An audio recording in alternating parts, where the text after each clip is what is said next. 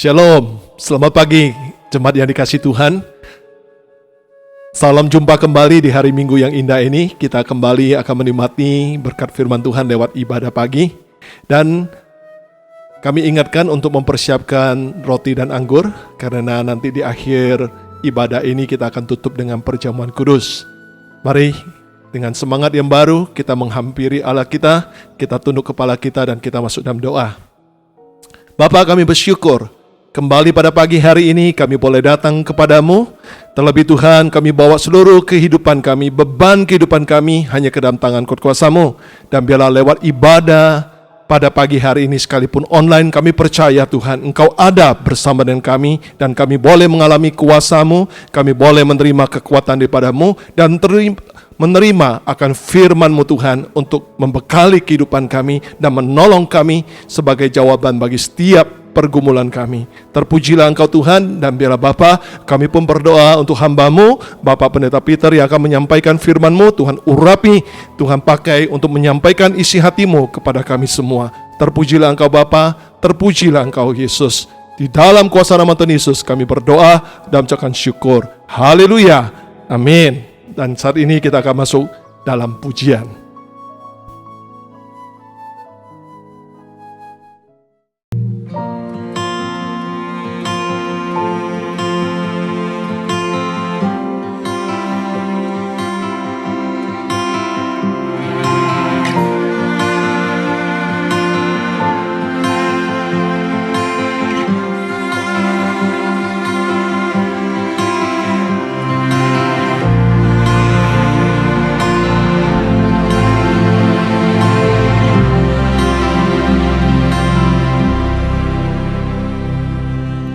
Hiasi kehidupanku dengan kemurahan-Mu.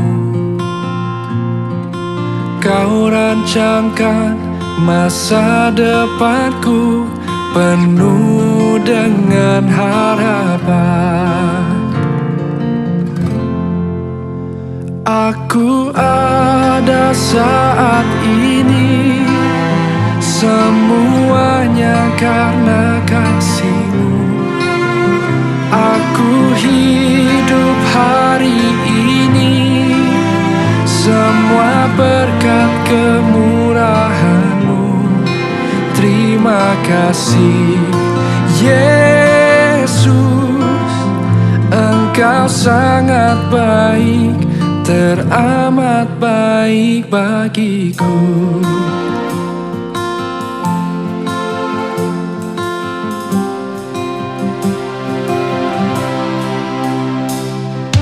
Kau hiasi kehidupanku dengan kemurahan-Mu. Kau rancangkan masa depanku penuh dengan harapan.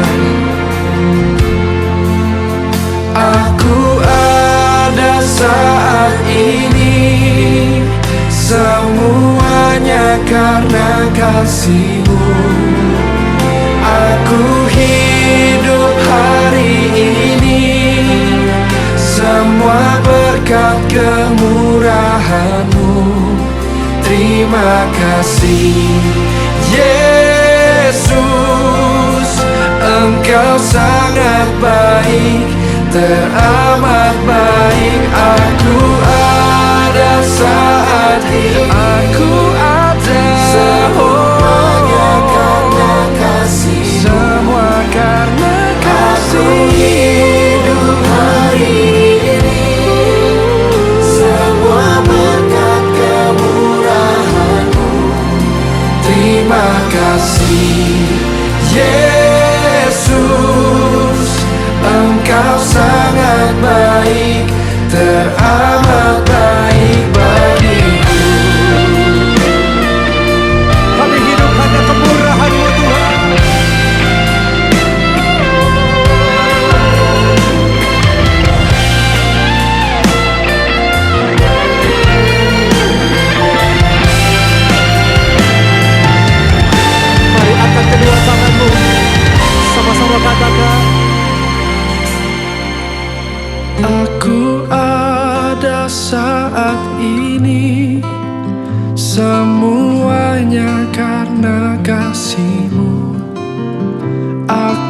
hidup hari ini semua berkat kemurahan-Mu. Terima kasih Yesus, Engkau sangat baik, teramat baik bagiku. Aku ada saat ini, semuanya karena kasih-Mu. Aku hidup hari ini, semua berkat kemurahan-Mu. Terima kasih Yesus. Terima kasih kasih-Mu. Engkau sangat baik, hanya padamu bagiku. Yesus, Engkau sangat baik, teramat baik bagiku.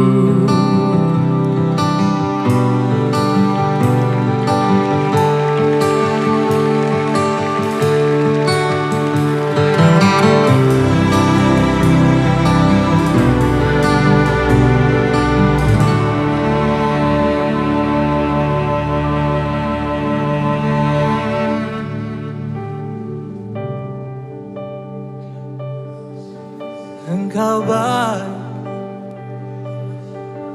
Engkau baik, Yesus. Engkau sangat baik, Engkau sangat baik. Oh, Yesus.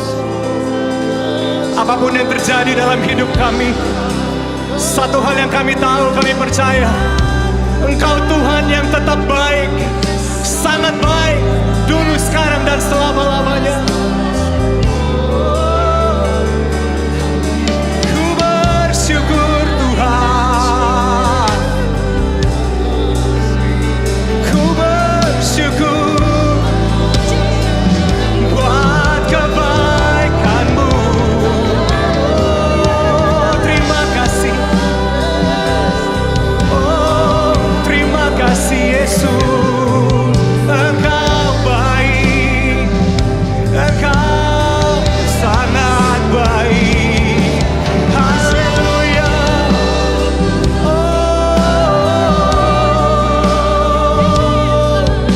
Engkau baik bagiku, Engkau baik bagiku. Terima kasih Tuhan, terima kasih Yesus.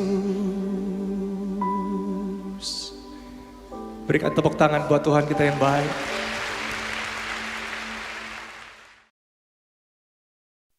Shalom saudara, God is good. Saudaraku, beberapa hari yang lalu saya menerima satu video dari teman-teman saya. Di situ ada seorang hamba Tuhan yang cukup terkenal. Dia punya gereja yang cukup besar, ada 5 gereja besar di Indonesia, di Jakarta, cabangnya. Dia mengatakan begini, di upload di video itu. Selamat malam saudara-saudara yang saya kasih dalam Tuhan. Saya tidak mau lagi percaya kepada Tuhan dan saya akan meninggalkan Tuhan mulai saat ini. Waktu saya mendengar video itu, saya cukup kaget, saudara. Ya, karena ini hamba Tuhan yang cukup lumayan besar dan gerejanya cukup besar. Saya berpikir, wah, apa yang akan terjadi dengan gerejanya? Tetapi, saudaraku, hamba Tuhan itu setelah itu melanjutkan dengan perkataan begini, jangan kaget saudara, itu bukan kata-kata saya, itu kata teman saya. Ya, jadi temannya yang mengatakan begitu kepada dia. Dan dia menanggapi, dia bertanya kepada temannya, mengapa kamu mau meninggalkan Tuhan? Saudaraku, temannya menjawab, ya, kenapa Tuhan begitu jahat? Ya, dia mengirimkan virus corona yang dampaknya begitu luar biasa. sangat menyengsarakan umat manusia. Hampir sekitar 2 juta orang lebih kena sakit corona ini, kena virus ini. Dan puluhan ribu sudah mati. Puluhan negara terkena, hampir semua kena dampak ekonomi, kena dampak sosial, saudaraku. Banyak perusahaan-perusahaan yang pasti akan bankrupt, kemungkinan usaha juga tutup, pabrik juga tutup, saudaraku. Semuanya mengalami kesulitan, saudaraku. Orang-orang akan mengalami yang namanya depresi dan stres. Kejahatan juga akan meningkat, saudaraku. Dan hidup pun makin lama makin sulit. Saudaraku, pertanyaannya, apakah memang benar virus corona ini datang dari Tuhan? Apakah memang Tuhan mengirimkan virus ini? Banyak orang mengupload broadcast kejadian di mana bangsa Israel kena penyakit sampar, ya, di dalam 2 Samuel pasal 24. Apakah benar-benar Tuhan marah saat ini sehingga Dia mengirimkan penyakit ini, sampar ini kepada dunia ini? Apakah benar-benar memang pandemik ini datang dari Tuhan? Saudaraku, saya jawab saudaraku, tidak, saudaraku. Pandemik ini seperti bencana alam lain, seperti gunung berapi yang meletus, banjir, topan, tsunami, ataupun gempa bumi, tidak datang dari Tuhan, saudaraku. Percayalah, walaupun segala sesuatu terjadi di dalam kedaulatan Tuhan, Tuhan mengetahui semua itu. Tuhan mengizinkan itu terjadi. Namun mengizinkan sesuatu terjadi dan menyebabkan sesuatu terjadi adalah 2 hal yang berbeda. Tuhan mengizinkan, tapi Tuhan tidak menyebabkan, membuat sesuatu itu terjadi. Pandemik ini, virus corona, bukan datang dari Tuhan. Tapi satu hal yang pasti, saudaraku, bencana bisa membawa kematian, tetapi kematian bagi orang benar bukanlah bencana. Amin, saudaraku. Saudaraku, semua orang, kita semua manusia pasti menghadapi yang namanya kematian. Tapi kematian bagi orang percaya, bagi saudara dan saya, bukanlah bencana, tapi satu awal daripada kehidupan yang kekal. Nah, saudaraku, bulan ini, bulan Mei, kita akan belajar dari Alkitab satu tema, satu tokoh yang namanya Yusuf, Joseph Life. Cerita Yusuf ini bisa diambil di dalam, saudara bisa baca nanti di rumah. Dalam 1 bulan ini saudara bisa baca ulang Kejadian pasal 37, juga Kejadian pasal 39 sampai 50. Inilah cerita tentang Yusuf. Saudara bisa baca ulang kisah ini sehingga ketika kita hamba-hamba Tuhan mengkhotbahkan khotbah Yusuf ini, saudara bisa mengerti lebih baik. Ya, yang menarik dari hidup Yusuf adalah bahwa Yusuf ini adalah pribadi yang tidak pernah kecewa dalam hidupnya. Sekalipun apa yang terjadi sepertinya tidak sesuai dengan janji Tuhan dalam hidupnya, Yusuf gak pernah kecewa, saudara. Ya, nah judul firman Tuhan pada pagi hari ini adalah jangan kecewa terhadap janji Tuhan. Saudaraku, Alkitab tidak pernah mencatat bahwa Yusuf kecewa. Yusuf bersungut-sungut atau marah kepada Tuhan. Alkitab tidak pernah mencatat itu. Yusuf adalah anak daripada seorang yang bernama Yakub, cucu dari Ishak dan cicit dari bapak Abraham, bapak orang beriman, saudaraku.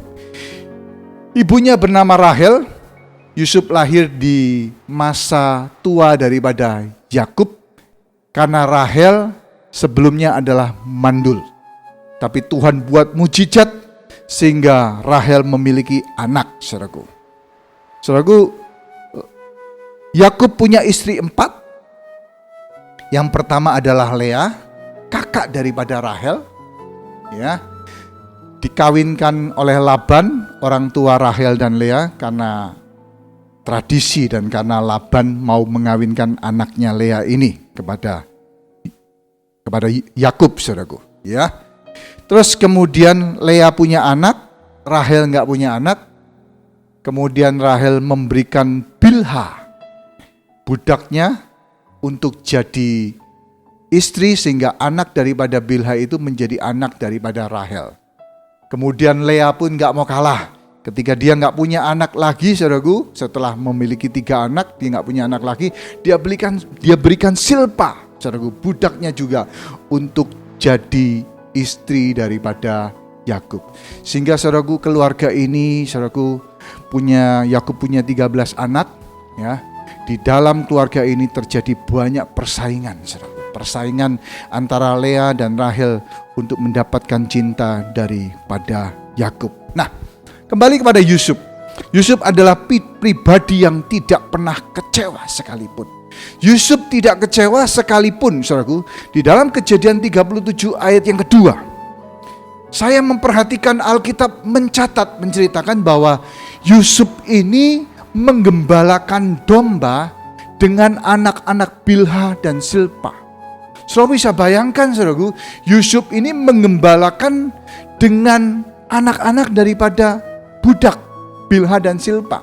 Dia nggak mengembalakan domba dengan anak-anak Lea, kakak daripada Rahel, kakak daripada mama Yusuf, saudaraku, yang seharusnya punya hubungan lebih dekat. Tetapi, saudaraku, Yusuf ini menggembalakan domba dengan anak-anak budak.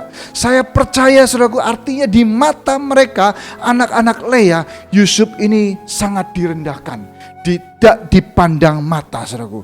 Tapi Yusuf tidak kecewa. Juga Yusuf tidak kecewa ketika dia dibenci oleh saudara-saudaranya, anak dari Rahel. Saudaraku, ketika dia mendapatkan mimpi dari Tuhan, saudaraku, dia ceritakan mimpinya, mereka marah, mereka membenci Yusuf, saudaraku. Tapi Yusuf nggak kecewa. Yusuf juga nggak kecewa ketika dia mau dibunuh oleh kakak-kakaknya, saudaraku. Mereka merencanakan perbuatan jahat, tetapi akhirnya mereka nggak jadi membunuh Yusuf. Mereka memukul Yusuf ketika Yusuf datang ke Dotan ketika mereka mengembalakan domba-domba mereka, kakak-kakaknya mengembalakan domba, saudaraku, dipukul, diambil jubahnya, kemudian dilempar ke sumur, saudaraku.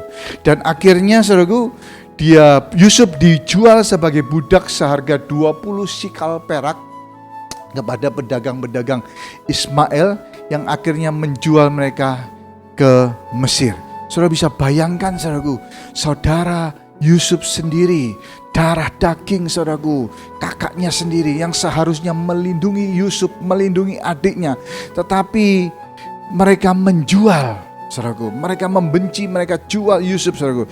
Bayangkan, saudaraku, ini saudara sendiri. Kalau kita ditipu, mungkin ditipu orang lain, mungkin gak terlalu sakit hati. Tapi saudara sendiri yang menipu kita bisa sakit hati, saudara. Tapi sekali lagi, Yusuf pribadi yang tidak kecewa. Yusuf gak kecewa sekalipun dia difitnah oleh istri Potifar, saudaraku. Walaupun Yusuf melakukan kebenaran, dia hidup dalam integritas, dia diajak untuk bersetubuh, tapi dia menolak, dia lari, dia meninggalkan, karena dia tak lebih takut kepada Allah daripada kepada manusia sekalipun, saudaraku. Dia hidup dalam kebenaran, tapi saudaraku, Yusuf tidak menerima penghargaan, tidak menerima reward, hadiah, tapi dia malah menerima hukuman dan dimasukkan di dalam penjara istana raja. Yusuf juga gak kecewa ketika dia dilupakan oleh juru minuman raja di penjara. Saudaraku, gak lama, saudaraku, dia dilupakan 2 tahun.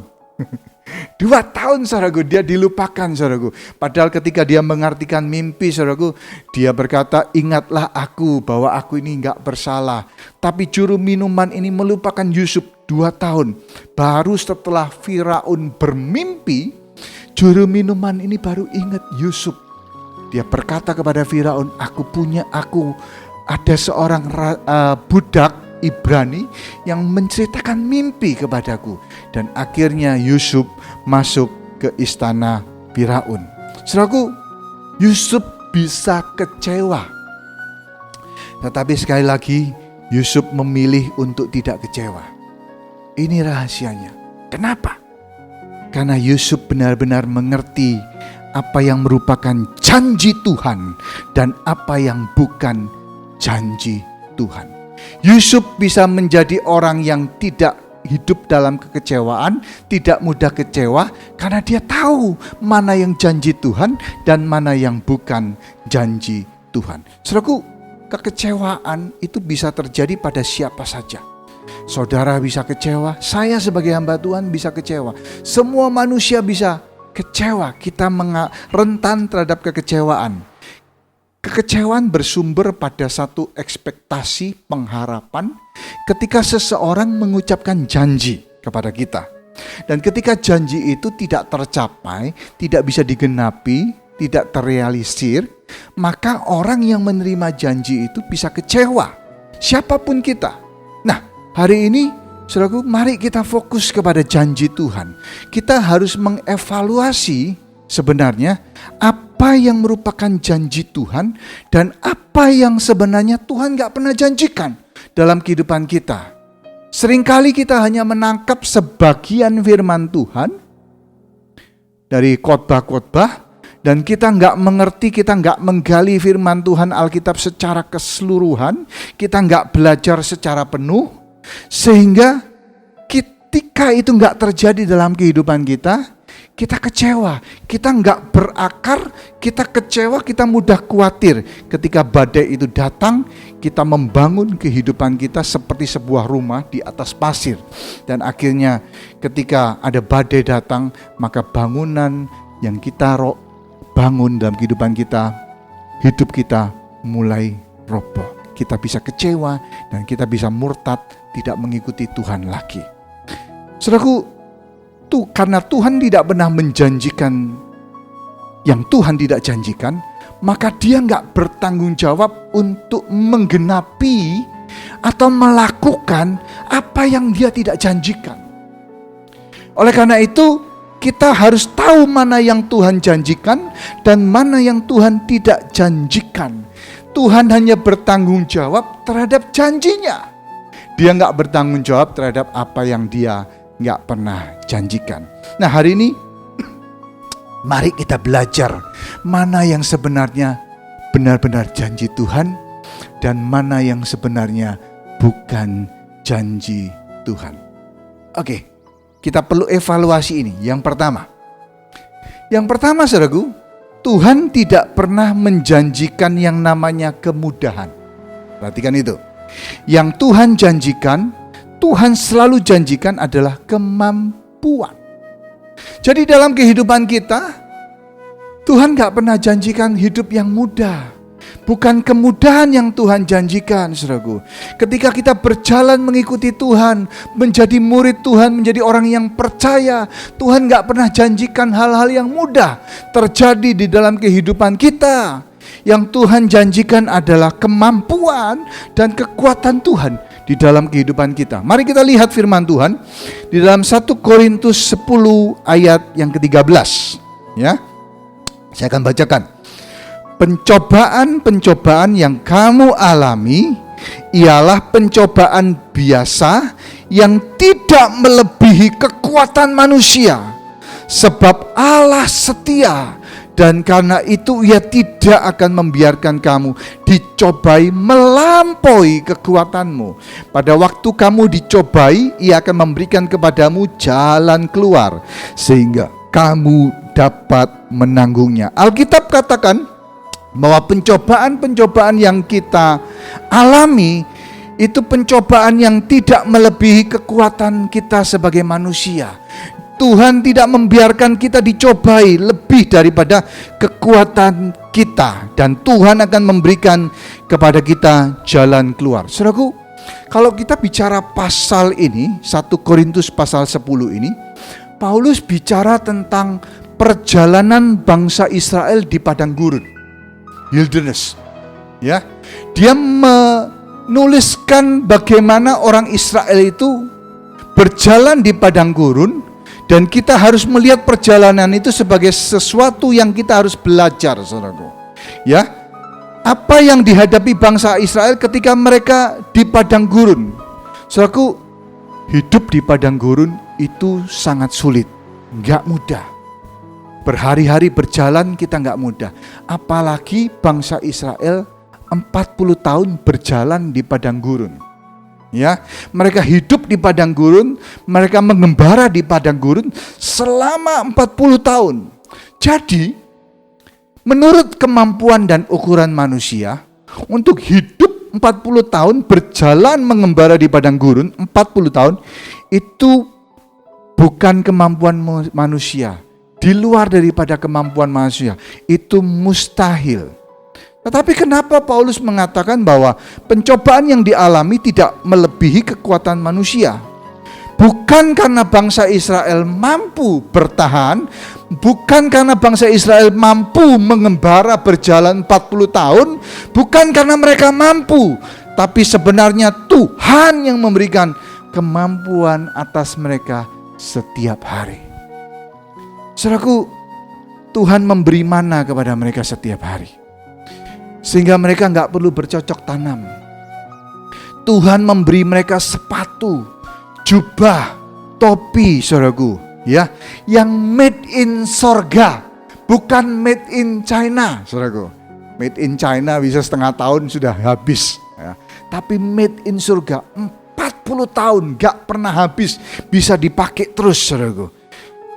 Tuhan juga memberi mereka minum, padahal di padang gurun air itu satu komoditi yang sangat jarang sekali. Ketika Musa memukul batu karang, maka keluar air, saudaraku.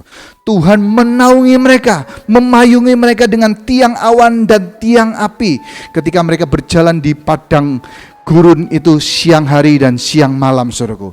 Ini semua kemampuan Tuhan yang Tuhan berikan kepada bangsa Israel.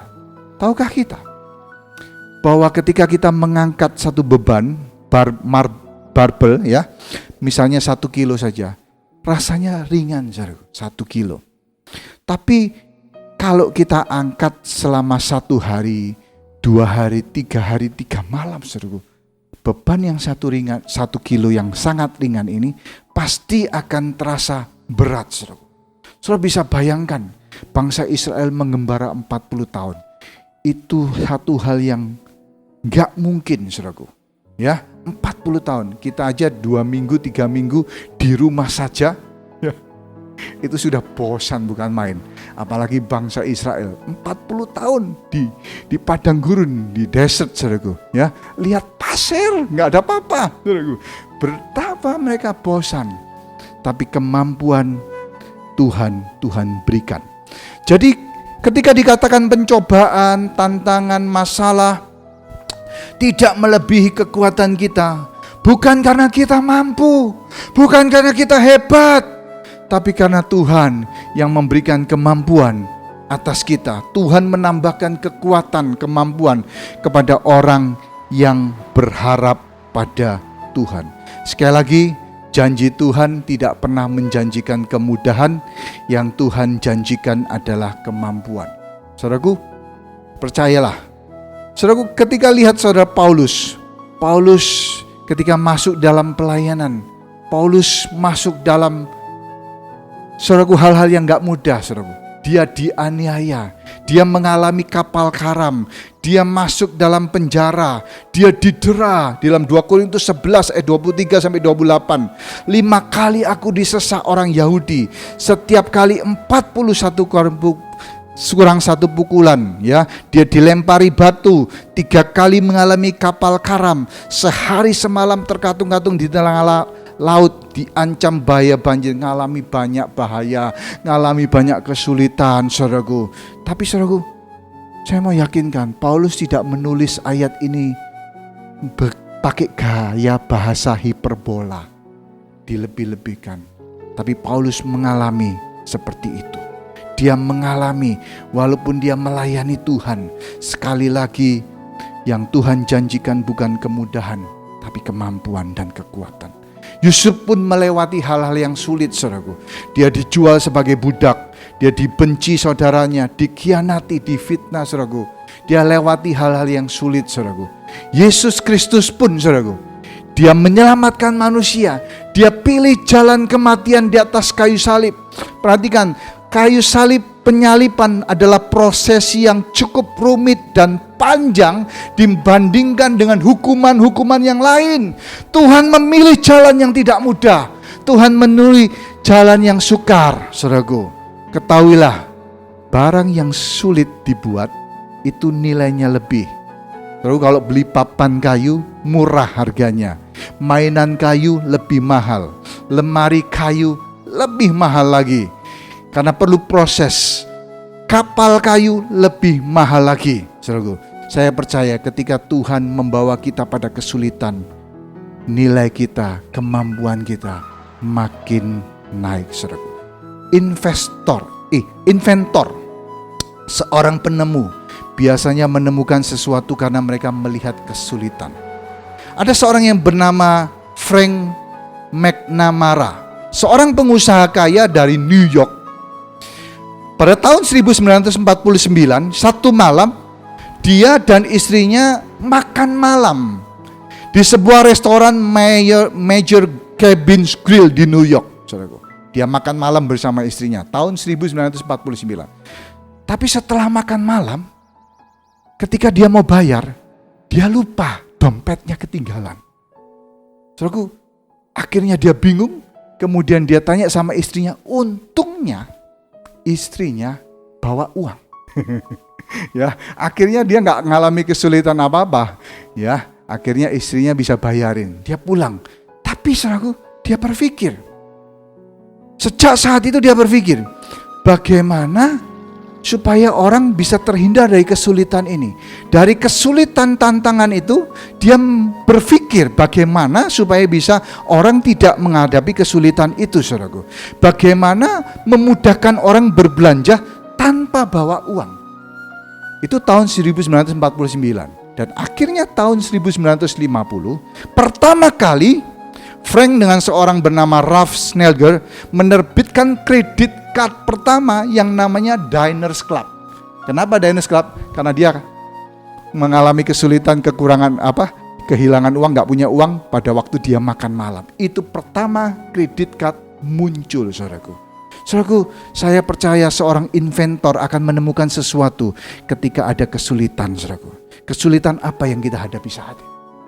Karena corona, di tengah-tengah kehidupan yang sulit, mungkin engkau ngalami kesulitan kehilangan pekerjaan, mungkin engkau kehilangan seseorang, mungkin engkau ngalami apapun, saudaraku. Saya percaya, saudaraku, kita harus kenali Tuhan di masa-masa yang sulit ini. Tuhan tidak menjanjikan satu kemudahan, saudaraku, tapi yang Tuhan janjikan adalah kemampuan. Itu poin yang pertama. Yang kedua, saudaraku, Tuhan tidak pernah menjanjikan kenyamanan, tapi yang Tuhan janjikan adalah penyertaan. Saudaraku, Tuhan gak pernah desain manusia itu hidup dalam kenyamanan. Ketika Tuhan menciptakan Adam dan Hawa, Tuhan menciptakan dan membuat yang namanya Taman Eden. Dan kemudian Tuhan menaruh manusia itu di Taman Eden. Semua yang dibutuhkan manusia itu disediakan Tuhan di Taman Eden. Apapun yang dibutuhkan ada di sana. Tapi walaupun Tuhan sudah sediakan semuanya, Tuhan memerintahkan Adam untuk mengusahakan dan memelihara Taman Eden itu. Tuhan gak suruh Adam dan Hawa hanya duduk diam dan menikmati hidup dalam kenyamanan, menikmati apa yang semua Tuhan sudah sediakan. Tuhan ingin manusia bekerja, mengelola Taman Eden yang disediakan Tuhan buat Adam dan Hawa pada waktu itu. Jadi sebenarnya Tuhan tidak pernah mendesain manusia di dalam kenyamanan. Kenapa? Karena sebenarnya kenyamanan memiliki dampak negatif, dampak buruk dalam kehidupan kita. Seringkali orang yang hidup dalam kenyamanan hidup dalam kemalasan, saudaraku. Ya, gak kreatif, saudaraku. Gampang menyerah, hidupnya gak bisa berkembang, gak bisa maju-maju. Orang yang nyaman, hidupnya nyaman kadang-kadang berserah kepada yang namanya nafsib, saudaraku. Ketika kita berjalan bersama Tuhan, perhatikan, Tuhan gak pernah membuat segala sesuatu jadi nyaman. Matius 16 ayat 24. Lalu Yesus berkata kepada murid-muridnya, setiap orang yang mau mengikut aku, ia harus menyangkal dirinya, pikul salibnya, dan mengikut aku. Saudaraku, Tuhan Yesus ketika murid-muridnya mengikuti dia berkata, setiap orang yang mengikut aku harus pikul salib, harus menyangkal dirinya. Ketika dia mengikut aku, Tuhan Yesus mengatakan bahwa salib harus dipikul. Salib bicara tentang ketidaknyamanan. Tuhan gak pernah desain manusia untuk supaya kita hidup dalam kenyamanan. Mazmur 23 ayat yang pertama, saudaraku, Mazmur Daud. Tuhan baringkan kita seperti domba. Dia gembala kita, tidak kekurangan. Dia baringkan kita di rumput yang tebal, saudaraku. Dia menyegarkan jiwa kita. Tapi ayat keempat berkata begini, sekalipun aku berjalan dalam lembah kekelaman, aku tidak takut bahaya, sebab Engkau besertaku, gadamu dan tongkatmu itulah yang menghibur aku. Artinya, walaupun Tuhan Yesus, Tuhan kita adalah gembala yang baik, kita domba-dombanya Tuhan, kita dibaringkan, tapi sekali-kali Tuhan membawa kita kepada yang namanya lembah kekelaman. Dalam bahasa Inggris mengerikan, namanya the valley of death, saudaraku. Lembah kematian, bukan tempat yang menyaman, saudaraku. Saudaraku, sekali lagi, janji Tuhan gak pernah membawa kita tempat yang nyaman, memberikan kepada kita hidup yang nyaman. Tapi Tuhan memberikan penyertaan yang Dia katakan, saudaraku, sekalipun kita berjalan dalam lembah kekelaman, Dia beserta kita. Dia menyertai saudara dan saya, gadanya dan tongkatnya Tuhan yang menghibur aku. Hari ini saudaraku, percayalah, Tuhan gak pernah memberikan kenyamanan. Tuhan gak izinkan kenyamanan dalam kehidupan kita. Kadang-kadang tuh kita perlu melewati yang namanya lembah kekelaman, saudaraku. Tapi penyertaan Tuhan itu senantiasa ada dalam kehidupan kita. Tuhan menyertai kita. Tuhan menyertai Yusuf. Yusuf masuk dalam tempat yang tidak nyaman. Walaupun dia diberi mimpi yang luar biasa, Tuhan melewatkan Yusuf dalam tempat sebagai budak, dijual sebagai budak, lewat sebagai penjara, dikhianati, difitnah, saudaraku. Tempat yang tidak nyaman. Saudaraku, saya bayangkan Yusuf, saudaraku, dijual sebagai budak di rumah bapa. Dia menjadi anak kesayangan. Dia gak perlu mengerjakan apapun. Ada pelayan-pelayan bapaknya yang melayani dia. Dia gak perlu masak. Dia gak perlu cuci baju. Tapi ketika dia dijual sebagai budak, dia harus melakukan semuanya. Dia melayani tuannya. Dia melakukan pekerjaan sebagai hamba. Di penjara, saudaraku. Dia terikat, dia gak bisa kemana-mana. Dia gak bisa keluar, saudaraku. Dia mungkin masuk dalam penjara bawah yang tanah yang paling bawah, saudaraku. Itu tempat yang tidak nyaman. Tuhan bawa Yusuf ke istana Firaun lewat tempat yang tidak nyaman. Tapi selama di tempat yang tidak nyaman itu, penyertaan Tuhan tetap ada di dalam kehidupan Yusuf. Saudaraku, hari ini sekalipun kau mengalami hal-hal yang tidak nyaman dalam hidupmu melewati virus corona, lembah kekelaman, saudara, saya percaya penyertaan Tuhan itu lebih daripada cukup. Katakan dalam hatimu, Tuhan menyertai aku, Tuhan menyertai hidupku. Saudaraku, walaupun Tuhan tidak memberikan kenyamanan, tapi melewati lembah kekelaman, Tuhan menyertai hidupku. Yang percaya katakan amin. Mari kita tepuk tangan buat Allah kita. Saudaraku, menurut survei yang dilakukan oleh majalah Forbes tahun 2019, ada sekitar 60% dari miliarder yang jumlahnya 793 orang di dunia ini, ya, 60%-nya itu membangun kesuksesannya mulai dari titik yang terendah. Dari mulai mereka gak punya apa-apa, dari tempat yang gak nyaman, mereka masuk dalam proses yang sulit dalam kehidupan mereka. 60% akhirnya mereka menjadi orang-orang yang berhasil. Mungkin yang 40% mungkin ada peninggalan dari orang tuanya, mereka meneruskan pekerjaan atau bisnis dari orang tuanya. Tapi 60% dimulai dari titik yang paling bawah. Salah satu contohnya Michael Dell, pemilik daripada komputer Dell, perusahaan komputer Dell. Dahulunya Michael Dell ini adalah seorang pencuci piring di restoran China. Upahnya cuman $2 atau $3 per jam. Dia pencuci piring, orang tukang cuci piring. James Cameron, sutradara film-film box office seperti Terminator, Titanic, Avatar, saudaraku, ternyata pernah bekerja sebagai sopir bis sekolah. Mereka mulai dari titik yang terendah. Steve Jobs, sebelum dikenal sebagai pendiri perusahaan Apple yang melegenda seluruh dunia. Semua banyak orang pakai Apple.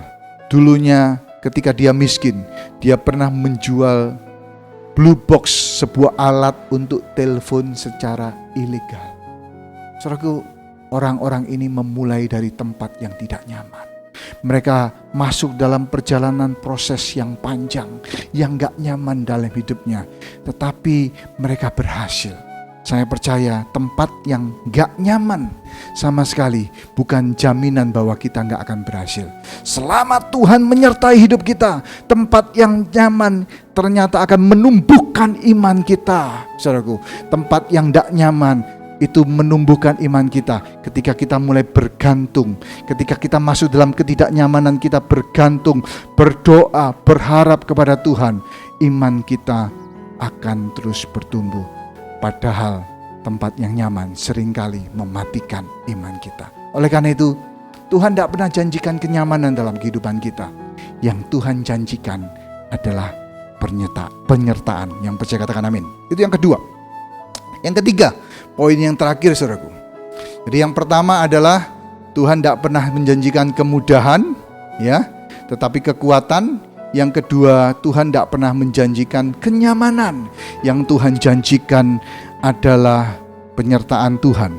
Yang ketiga, Tuhan tidak pernah berjanji hal-hal yang baik saja terjadi dalam hidup kita. Yang Dia janjikan adalah mendatangkan kebaikan atas hal-hal yang buruk. Yang bisa katakan amin. Roma 8 ayat 28. Saya pernah khotbah tentang ayat ini, saudaraku. Kita tahu ayat ini adalah ayat yang luar biasa sekali, saudaraku.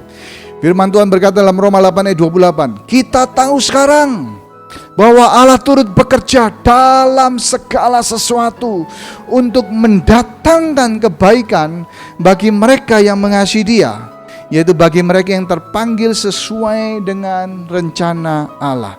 Saudaraku, Tuhan gak pernah janji hal-hal yang baik saja yang akan terjadi dalam kehidupan kita. Bisa saja hal yang buruk itu terjadi. Yang Tuhan janjikan adalah hal-hal yang buruk itu ketika terjadi dalam kehidupan kita, Tuhan sanggup mengubah hal yang buruk itu menjadi kebaikan buat kita. Yang percaya katakan amin. Ayub pun pernah mengalami hal yang buruk dalam hidupnya, tetapi Tuhan mengubahkan menjadi kebaikan. Saudaraku, hidup Yusuf direka-reka yang tidak baik, saudaraku. Kejahatan yang direncanakan oleh saudara-saudaranya. Mereka merencanakan untuk membunuh Yusuf supaya mimpi Tuhan itu tidak terjadi atas Yusuf. Mereka berkata, coba kita bunuh dia, coba kita lihat mimpinya bagaimana bisa terjadi, saudaraku. Mereka merencanakan hal yang buruk. Mereka merencanakan mau membunuh, dan akhirnya mereka menjual sebagai budak. Saudaraku, pada waktu itu ketika mereka dijual sebagai budak, orang sebagai budak, mereka gak akan pernah dilepaskan. Selama hidupnya mereka akan tetap menjadi budak, saudaraku. Mimpi Tuhan sepertinya gak bisa terjadi ketika orang-orang itu, saudara-saudaranya merancang hal-hal yang tidak baik. Tapi sekali lagi, walaupun hal-hal tidak baik diterima oleh Yusuf, Tuhan merubah yang tidak baik menjadi kebaikan buat kehidupannya Yusuf. Yang percaya katakan amin.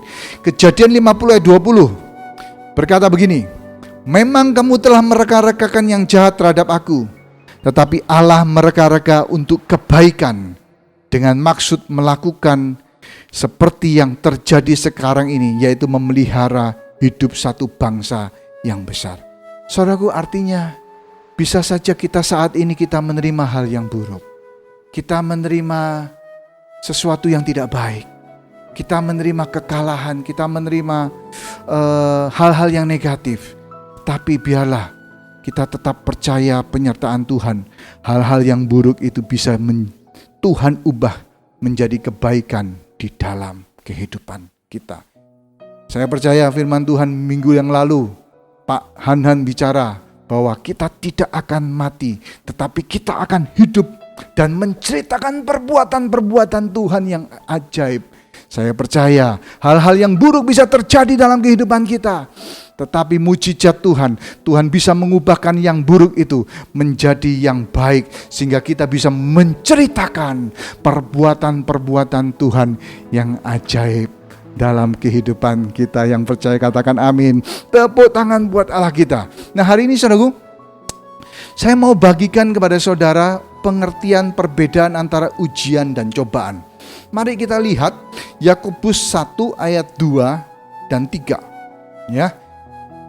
Saya akan bacakan ayat ini. Saudara-saudaraku, anggaplah sebagai satu kebahagiaan apabila kamu jatuh ke dalam berbagai pencobaan. Anggaplah sebagai satu kebahagiaan. Ayat yang ketiga. Sebab kamu tahu bahwa ujian terhadap imanmu menghasilkan ketekunan. Saudaraku, ini ayat saudaraku dalam Yakobus menulis ayat yang kedua dikatakan sebagai cobaan, tapi ayat yang ketiga ditulis sebagai ujian. Saudaraku, Yakobus bicara tentang sesuatu yang sama yang terjadi. Satu disebut sebagai ujian, satu disebut sebagai cobaan. Nah, apa perbedaan antara ujian dan cobaan? Saudaraku, definisi cobaan adalah sesuatu yang diberikan oleh iblis, dan cobaan mengeluarkan kelemahan kita, expose kelemahan kita, dan iblis memakainya untuk menghancurkan kita. Itu cobaan. Jadi saudaraku, ketika sesuatu terjadi dalam kehidupan kita, iblis membuat segala sesuatu yang tidak baik terjadi, kesulitan itu mengeluarkan kelemahan kita. Kita bisa khawatir, kita bisa takut ya dalam kehidupan kita. Banyak orang yang meninggal saat ini, orang-orang hamba Tuhan, bahkan siapa saja kita, mungkin saudara kita atau siapa, oh dulunya orangnya sehat kok bisa mati. Kita bisa takut, kita bisa khawatir saudaraku. Dan kekhawatiran dan ketakutan itu digunakan oleh iblis untuk menghancurkan kehidupan kita. Itulah yang namanya cobaan. Tetapi di sisi Tuhan memberikan yang namanya ujian. Ujian sesuatu yang datang dari Tuhan. Nah, ujian itu mengeluarkan kelemahan kita, dan kelemahan itu dipakai untuk membuat kita menjadi lebih baik. Amin. Cobaan untuk menghancurkan kita, tapi ujian itu untuk membuat kita menjadi orang yang lebih baik. Nah, saudaraku, kesulitan persoalan yang saudara hadapi saat ini, pandemik virus corona, atau apapun yang terjadi dalam kehidupan kita, saudara pandang sebagai ujian atau sebagai cobaan. Kalau itu sebagai cobaan, maka saudara akan mengalami ketakutan, dan ketakutan, kekhawatiran dalam hidup saudara. Akan terjadi pertengkaran di dalam rumah tangga, saling menyalahkan. Ketika satu orang kehilangan pekerjaan, ya toh, terjadi pertengkaran, ketidakharmonisan, itu menghancurkan kehidupan kita, menghancurkan rumah tangga kita. Tapi kalau kita memandang apapun yang terjadi sekeliling kita ini sebagai ujian daripada Tuhan, kita percaya bahwa membuat mungkin kita khawatir, kita bisa lemah. Tapi ketika kita tahu bahwa kita lemah, kita khawatir, kita datang kepada Tuhan. Kita menyembah Tuhan. Dulunya mungkin kita sudah jauh dari Tuhan, tapi ketika hal-hal terjadi kita makin dekat sama Tuhan. Kita lebih berharap kepada Tuhan, lebih mengandalkan Tuhan. Kita berdoa, kita baca firman Tuhan lebih banyak lagi di waktu senggang kita di rumah, saudaraku. Ketika kita punya kerjaan kita sibuk, tapi ketika kita saat ini kita nggak ada kerjaan, kita lebih banyak punya waktu luang, kita lebih dekat sama Tuhan. Akhirnya saudaraku, ujian itu mendatangkan, membuat kita menjadi pribadi yang lebih baik, saudara. Tergantung saudara mau lihat dari sisi mana. Apakah ini ujian atau cobaan dari Tuhan? Kalau saudara percaya ini semua ujian dari Tuhan, saya percaya hidupmu akan jadi lebih baik. Tuhan sanggup mengubah hal-hal yang tidak baik dalam kehidupan kita saat ini menjadi kebaikan buat kita. Jangan pernah meragukan Tuhan. Jangan takut dengan hal-hal yang tidak baik ketika itu terjadi, karena Tuhan sanggup mengubahnya. Jangan kecewa kepada Tuhan. Saudaraku, Tuhan gak pernah janjikan kemudahan, Tuhan gak pernah janjikan kenyamanan, Tuhan gak pernah janjikan hal-hal yang tidak baik itu terjadi. Kita terima hal-hal yang baik senantiasa, tapi yang Tuhan janjikan adalah kekuatan Tuhan. Ketika kita datang kepada Tuhan, kemampuan Tuhan, kekuatan anugerah Tuhan yang baru, yang Tuhan janjikan adalah penyertaan Tuhan dalam kehidupan kita setiap waktu. Yang Tuhan janjikan hal-hal yang baik yang kita terima, yang kita alami, itu Tuhan bisa ubahkan menjadi hal-hal yang baik buat kebaikan kita. Di masa seperti ini, sulit seperti ini saudaraku, mari kita belajar dari Yusuf. Kita menjadi pribadi yang tidak mudah kecewa, karena kita tahu apa yang Tuhan janjikan dan apa yang Tuhan tidak janjikan. Saudaraku, seperti Yusuf akan mengalami kemuliaan. Saya percaya hidup kita di masa-masa sulit ini, mungkin kita gampang kecewa, gampang tergoda untuk kecewa kepada manusia, bahkan juga kepada Tuhan. Tapi kita perlu belajar seperti Yusuf, mana janji Tuhan, mana yang bukan janji Tuhan. Sekali lagi saya akan ulangi poin saya yang pertama. Tuhan tidak pernah janjikan kemudahan. Yang Tuhan janjikan adalah kemampuan. Yang kedua, Tuhan tidak pernah janjikan kenyamanan. Yang Tuhan janjikan adalah penyertaan di dalam kehidupan kita. Yang ketiga, Tuhan tidak pernah berjanji hal-hal yang baik saja terjadi dalam kehidupan kita.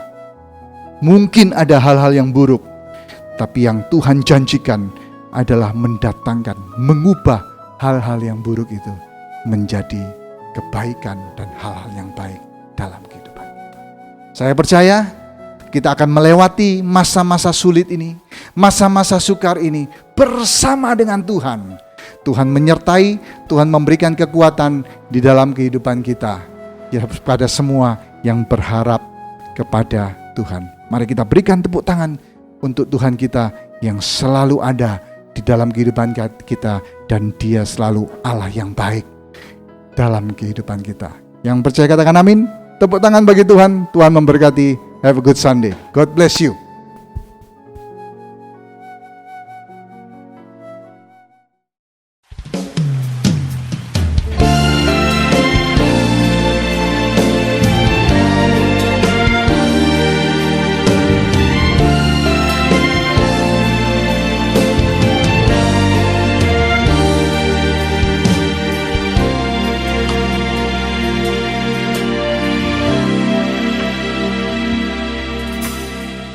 Yesus telah mati bagiku, Dialah penebus yang ampuniku. Pengorbanannya yang sempurna membawa mujizat yang besar. Yesus telah mati bagiku, Dialah penebus yang pulihkanku. Pengorbanannya sempurna, membawa mujizat yang besar. Kuasa-Mu memulihkan, Kuasa-Mu memulihkan. Percaya Kau berfirman, Kuasa-Mu yang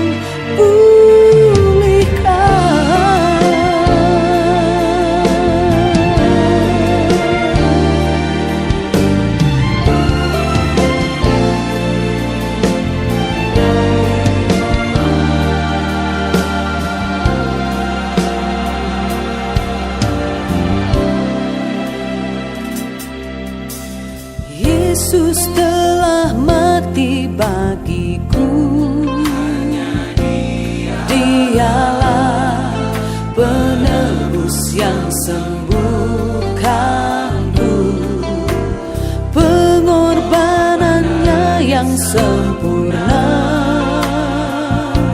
membawa mujizat yang besar.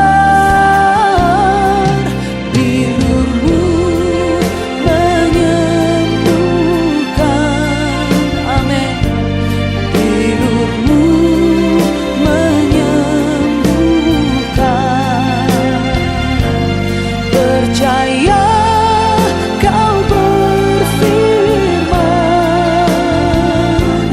bilur-Mu yang sembuhkan. Kuasa-Mu memulihkan, Kuasa-Mu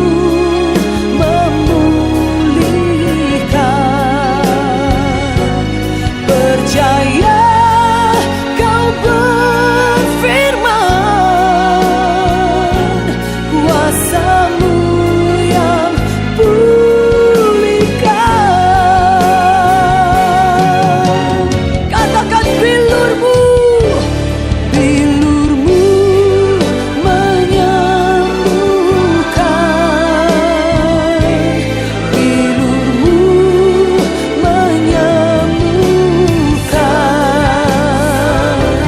percaya Kau berfirman, bilur-Mu yang sembuhkan,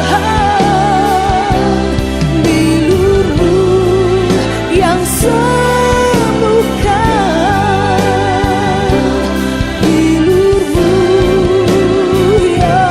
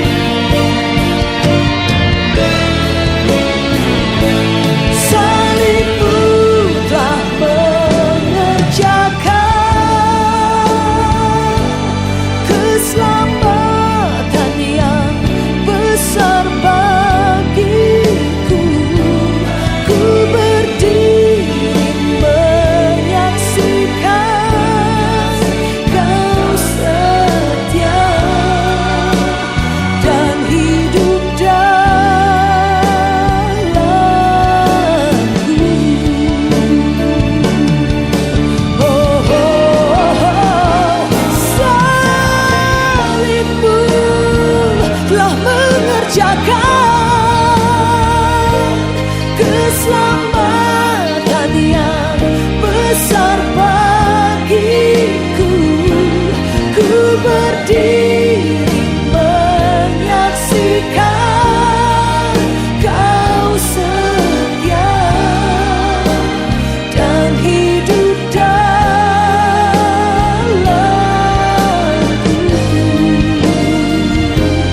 Ku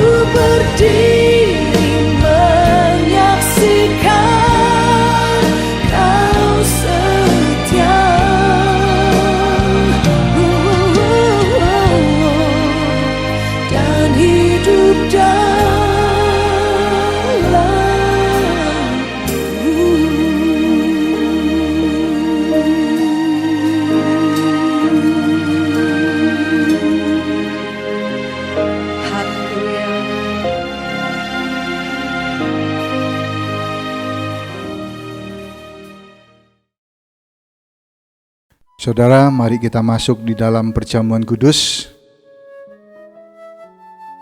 Mari kita angkat roti yang melambangkan tubuh Kristus. Tuhan Yesus, inilah tubuhmu yang dicambuk dan dipatahkan bagi kami. Oleh bilur-bilurmu kita disembuhkan. Kita diampuni, kita dipulihkan oleh pengorbananmu di atas kayu salib. Kami percaya bahwa kami sehat, kami diberkati, dan kami akan menyaksikan perbuatan-perbuatanmu yang besar, yang memuliakan namamu. Kami percaya, kami sambut roti di dalam tangan kami, dengan dalam nama tubuh Kristus, dalam nama Yesus, mari kita makan, dalam nama Yesus.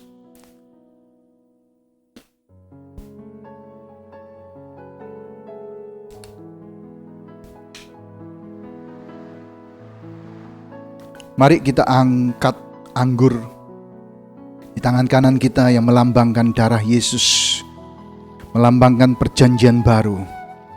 Terima kasih Tuhan, karena Tuhan sudah mencurahkan darah-Mu untuk mengampuni dosa-dosa kami.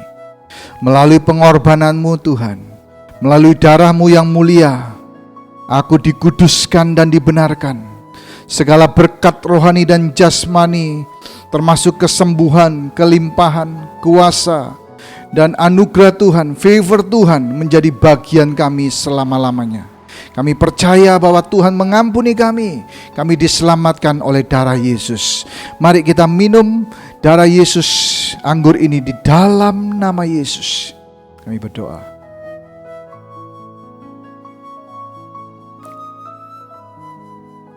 Terima kasih Tuhan buat anggur, tubuh dan darah-Mu.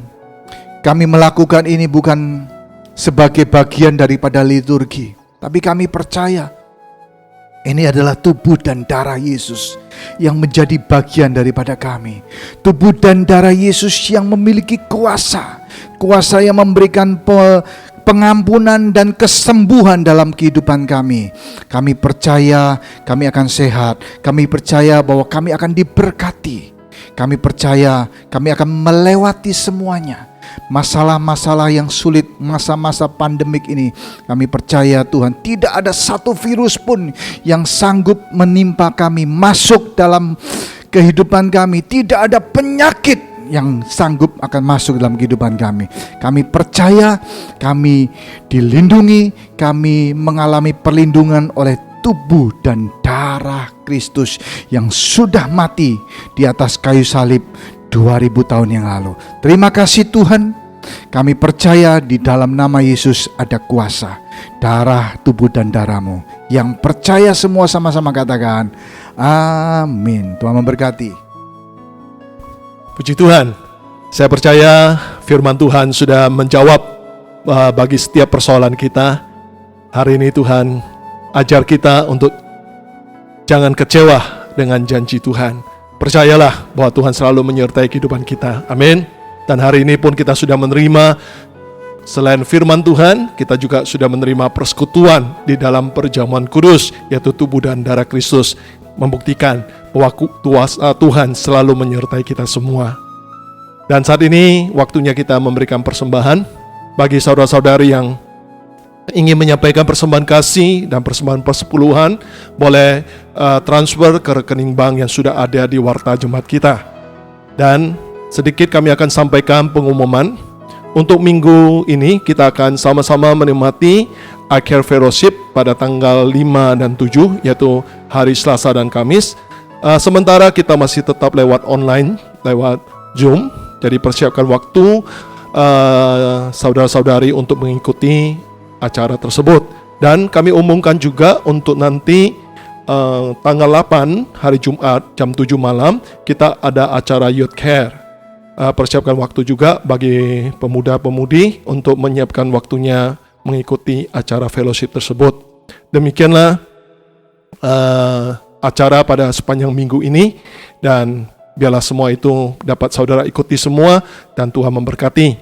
Dan mari saya ajak kita kembali, kita masuk dalam doa. Bapa yang baik, kami ucapkan syukur atas apa yang sudah Engkau anugerahkan bagi kehidupan kami, yaitu firman dan perjamuan kudus sebagai bukti Tuhan penyertaan-Mu dalam kehidupan kami, tuntunan-Mu dalam kehidupan kami, dan pemeliharaanmu dalam kehidupan kami.